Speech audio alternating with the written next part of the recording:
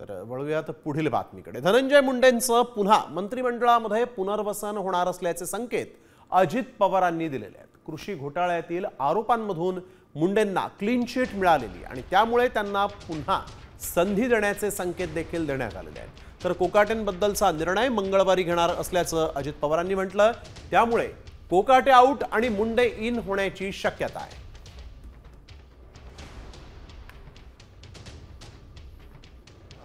चा प्रयत्न करेल, त्याला योग्य ती कारवाई झाली पाहिजे अशा प्रकारची आमची चर्चा झाली। इतर पण काही त्यांनी गोष्टी मला बोलून दाखवल्या।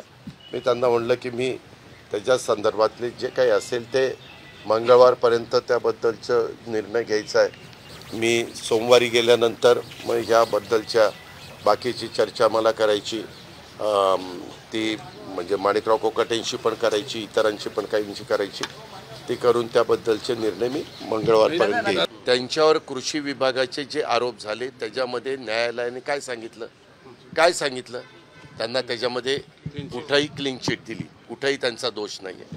परंतु जी काही बदनामी व्हायची ती तर झाली। न्यायालयीन चौकशी चालू आहे, ती चौकशी झाल्यानंतर त्याबद्दलचे सगळं वस्तुस्थिती पुढे येईल आणि वस्तुस्थिती पुढे आली आणि हे अशाच पद्धतीनं त्याच्यामध्ये त्यांचा दुरान्वयी संबंध नसेल तर आम्ही त्यांना पुन्हा संधी देऊ।